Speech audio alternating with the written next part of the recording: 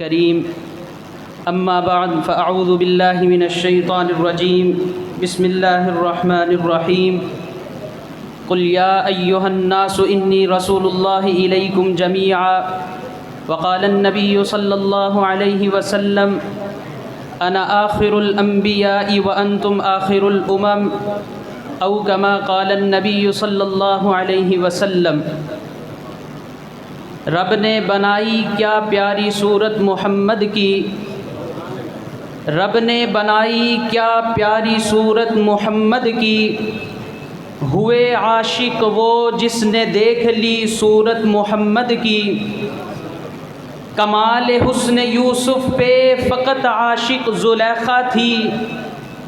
کمال حسن یوسف پہ فقط عاشق زلیخا تھی، خود خدا جن پہ عاشق ہیں وہ صورت ہے محمد کی۔ میدان محشر جب روکیں گے فرشتے ہم کو، میدان محشر جب روکیں گے فرشتے ہم کو، تو حکم ہوگا کہ جانے دو یہ امت ہے محمد کی صلی اللہ علیہ وسلم۔ مختصر وقت میں آپ حضرات کے سامنے کچھ بنیادی چیزیں پیش کرنی ہیں۔ اللہ رب العزت کا ہمیں شکر ادا کرنا چاہیے کہ اللہ رب العزت نے جہاں پر ہمیں ایمان کی دولت سے نوازا، وہیں پر اللہ رب العزت نے مجھے اور آپ کو جو سب سے بڑی دولت اور نعمت عطا کی کہ وہ رسول اللہ صلی اللہ علیہ وآلہ وسلم کی امت میں اللہ نے مجھے اور آپ کو پیدا کیا۔ میں نے کتابوں میں پڑھا، میں نے اپنے بڑوں سے سنا کہ اللہ رب العزت نے مجھے اور آپ کو رسول اللہ صلی اللہ علیہ وآلہ وسلم کی امت میں جو پیدا کیا وہ ایک خاص وصف اور خوبی کی وجہ سے پیدا کیا۔ سوال ذہن میں آتا ہے کہ اگر اللہ رب العزت چاہتے تو ہمیں پہلے انبیاء میں سے کسی نبی کی امت میں پیدا کر دیتے، لیکن اللہ نے مجھے اور آپ کو رسول اللہ صلی اللہ علیہ وآلہ وسلم ہی کی امت میں کیوں پیدا کیا؟ جی ہاں میرے دوستو، اللہ تعالیٰ نے مجھے اور آپ کو آپ صلی اللہ علیہ وسلم کی امت میں جو پیدا کیا وہ خاص وصف اور خاص خوبی، وہ خاص امتیاز میرا اور آپ کا جو ہے وہ یہ کہ اللہ نے اس امت کے دل کے اندر رسول اللہ صلی اللہ علیہ وسلم کے ساتھ محبت اور وفاداری کا مادہ پیدا کر دیا۔ یعنی آپ دیکھیں گے کہ یہ امت گناہ گار تو ہو سکتی ہے لیکن وہ اپنے نبی کے ساتھ بے وفائی نہیں کر سکتی۔ میرے دوستو، اگر آپ نے اس خوبی کو دیکھنا ہو، اگر آپ نے اس امتیازی شان اور وصف کو دیکھنا ہو تو آپ صحابہ کرام کی زندگیوں کو دیکھیے کہ جب رسول اللہ صلی اللہ علیہ وآلہ وسلم نے غزوہ بدر سے پہلے صحابہ کرام سے مشورہ کیا، اے میرے صحابہ مجھے اس بات پر مشورہ دیجئے کہ ہمیں کافروں کے ساتھ جنگ کرنی چاہیے کہ نہیں۔ صحابہ کرام میں سے انصار صحابہ کی طرف سے حضرت مقداد بن اسود رضی اللہ تعالی عنہ اپنی قوم کی نمائندگی کرتے ہوئے کھڑے ہوئے فرمانے لگے، یا رسول اللہ آپ ہم سے یہ مشورہ مانگ رہے ہیں کہ ہمیں کافروں کے ساتھ جنگ کرنی چاہیے کہ نہیں؟ یا رسول اللہ ہم آپ کو اللہ کا نبی مان چکے ہیں، ہم آپ پر ایمان لا چکے ہیں، یا رسول اللہ آپ ہمیں حکم کیجئے،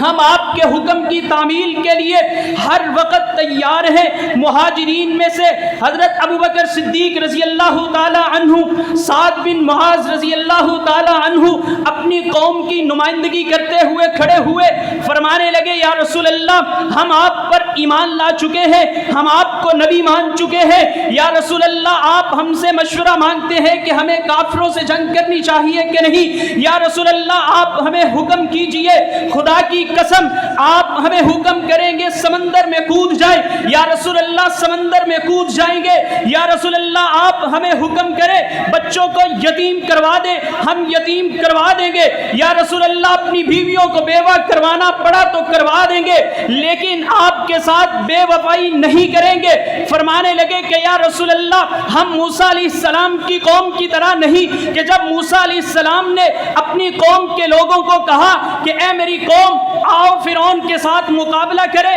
تو موسیٰ علیہ السلام کی قوم نے آگے سے جواب دیا فَاذْهَبْ أَنْتَ وَرَبُّكَ فَقَاتِلَا إِنَّا هَاهُنَا قَاعِدُونَ، اے موسیٰ تو اور تیرا رب جا کر فرعون کا مقابلہ کرے، ہم یہیں پر بیٹھے ہوئے ہیں۔ فرمانے لگے یا رسول اللہ ہم موسیٰ علیہ السلام کی قوم کی طرح آپ کو جواب نہیں دیں گے بلکہ یا رسول اللہ آپ ہمیں حکم کیجئے، ہم آپ کی حکم کی تعمیل کے لیے اپنی جان تو قربان کر دیں گے لیکن آپ کے ساتھ بے وفائی نہیں کریں گے۔ میرے دوستو یہ وہ وصف ہے، یہ وہ خوبی ہے کہ جس کی وجہ سے اللہ تعالیٰ نے مجھے اور آپ کو رسول اللہ صلی اللہ علیہ وسلم کی امت میں پیدا کیا ہے۔ میرے دوستو ہمیں اللہ کی ذات کا شکر ادا کرنا چاہیے کہ اللہ تعالیٰ نے ہمیں آپ علیہ السلام جیسا عظیم پیغمبر نصیب فرمایا کہ ایسا پیغمبر کہ جو تمام پیغمبروں سے عالی مقام رکھتا ہے، جس کا مقام، جس کا مرتبہ، جس کی رفعت، جس کی بلندی، جس کی عظمت اور شان تمام انبیاء کرام سے زیادہ ہے۔ ہمیں اس ذات کا شکر ادا کرنا چاہیے اور جہاں پر ہمیں رسول اللہ صلی اللہ علیہ وسلم کی ذات کا شکر ادا کرنا ہے وہیں پہ ہمیں آپ علیہ السلام کی ذات کا تحفظ بھی کرنا ہے۔ میرے دوستو رسول اللہ صلی اللہ علیہ وسلم کے ساتھ محبت کی ایک علامت یہ بھی ہے، رسول اللہ صلی اللہ علیہ وسلم کے حقوق میں سے سب سے بڑا حق میرے اور آپ کے اوپر یہ بھی ہے کہ ہم آپ علیہ السلام کی ذات کا تحفظ کریں۔ جس طرح آپ علیہ السلام کی موجودگی میں کچھ لوگ ایسے تھے جو رسول اللہ صلی اللہ علیہ وسلم کو تکلیف پہنچایا کرتے تھے، دکھ دیا کرتے تھے، آج کے دور کے اندر بھی کچھ لوگ ایسے رہتے ہیں جو ہمارے نبی صلی اللہ علیہ وسلم کو روزہ مبارک میں دکھ دیتے ہیں، نبی کریم صلی اللہ علیہ وسلم کو روزہ مبارک میں تکلیف پہنچاتے ہیں۔ ان بہت سارے لوگوں کے اندر ایک موجودہ دور کا خطرناک فتنہ، گندہ ترین فتنہ وہ مرزائیت اور قادیانیت کا بھی فتنہ ہے جو یہاں رہ کر وہ روزہ رسول میں رسول اللہ صلی اللہ علیہ وسلم کو تکلیف پہنچا رہے ہیں۔ میرے دوستو میری ایک بات کو سمجھ کر جائیے گا، آج فتنوں کا دور ہے، مختلف فتنے اس معاشرے کے اندر موجود ہیں اور ان میں یہ مرزائیت اور قادیانیت کا ایک فتنہ جو ظاہری حلیہ مسلمانوں والا اپنا کر، جو ظاہری شکل و صورت مسلمانوں والی اپنا کر مسلمانوں کی صفوں میں شامل ہو کر مسلمانوں کے ایمان کو لوٹ رہے ہیں، مسلمانوں والا کلمہ نماز قرآن پڑھ کر مسلمانوں کے یہ سامنے سوال اٹھاتے ہیں کہ ہمیں کافر کیوں کہا جاتا ہے۔ میرے دوستو صرف اس سوال کا جواب سمجھ لیجئے کہ قادیانیوں کو، مرزائیوں کو جو کافر کہا جاتا ہے، ہماری پاکستان کی پارلیمنٹ نے 7 ستمبر 1974 کو قادیانیوں کو متفقہ طور پر جو کافر قرار دیا تھا وہ کلمہ نماز قرآن یا اچھے اخلاق کی وجہ سے نہیں قرار دیا تھا بلکہ ان کے گندے اور کفریہ عقائد کی وجہ سے کافر قرار دیا تھا۔ مثال کے طور پر میرا آپ کا تمام مسلمانوں کا یہ عقیدہ ہے کہ اللہ تعالیٰ اپنی ذات اور صفات میں وحدہ لا شریک ہے، اللہ کسی کی اولاد نہیں اور اللہ کی بھی کوئی اولاد نہیں، یہ ہم سب مسلمانوں کا عقیدہ ہے۔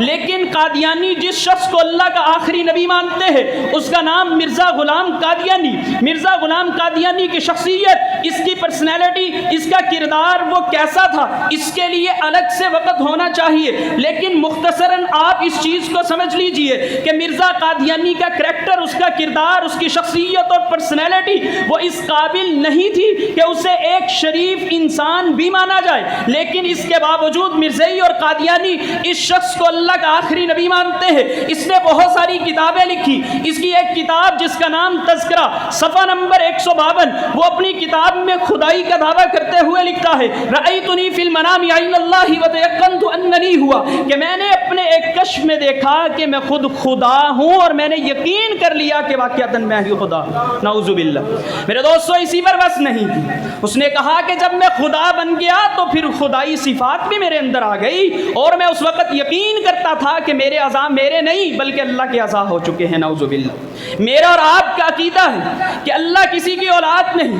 اس نے اپنی کتاب تذکرہ صفحہ 144 میں لکھا ہے کہ میں خدا کا باپ ہوں، نعوذ باللہ۔ میرا اور آپ کا رسول اللہ صلی اللہ علیہ وسلم کے بارے میں عقیدہ ہے کہ اللہ تعالیٰ نے ہمارے نبی صلی اللہ علیہ وسلم کو مکہ مکرمہ مدینہ منورہ میں مبعوث فرمایا۔ مرزا قادیانی اپنی کتاب میں لکھتا ہے کہ سچا خدا تو وہ خدا ہے کہ جس نے قادیان میں مجھے اپنا رسول بنا کر بھیجا، نعوذ باللہ۔ میرا اور آپ کا رسول اللہ صلی اللہ علیہ وسلم کے بارے میں عقیدہ اور نظریہ ہے کہ اللہ تعالیٰ نے جو اوصاف، جو کمالات، جو معجزات ہمارے نبی کو عطا کیے تھے وہ کسی اور کو عطا نہیں کیے۔ مرزا قادیانی اپنی کتاب روحانی خزائن جلد 18 صفحہ 212 پہ لکھتا ہے کہ اللہ تعالیٰ نے جتنے بھی کمالات اور معجزات رسول اللہ صلی اللہ علیہ وسلم کو دیے تھے وہ سارے کے سارے کمالات اور معجزات اللہ نے مجھے بھی دیے ہیں۔ اور آگے لکھا کہ من فرق بینی و بین المصطفیٰ فما عرفنی وما رآ، کہ جس شخص نے مجھ میں اور محمد الرسول اللہ میں فرق کیا اس نے مجھے جاننا ہی نہیں، پہچاننا ہی نہیں، نعوذ باللہ۔ میرے دوستو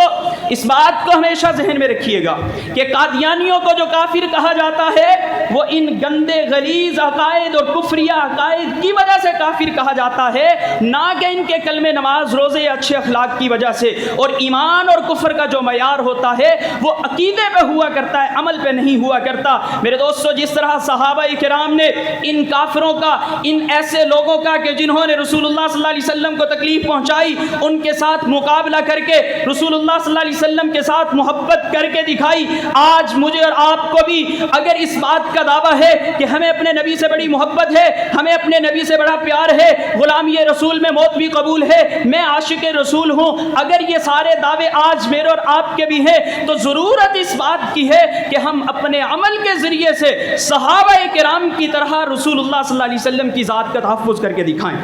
اور رسول اللہ صلی اللہ علیہ وسلم کی ذات کا تحفظ کرنا وہ ختم نبوت کا تحفظ کرنا ہے۔ میں نے اپنے بڑوں سے سنا ہے کہ ختم نبوت کا تحفظ کرنا رسول اللہ صلی اللہ علیہ وسلم کی ذات کا تحفظ کرنا ہے، اور ذات کا تحفظ کرنا یہ اعمال کے تحفظ سے بڑا عمل ہوا کرتا ہے۔ اللہ رب العزت سے دعا ہے کہ اللہ رب العزت ہمیں صحابہ کرام کی طرح رسول اللہ صلی اللہ علیہ وسلم کے ذات مبارکہ کا تحفظ کرنے کی توفیق عطا فرمائے۔ وآخر دعوانا ان الحمد للہ رب العالمین۔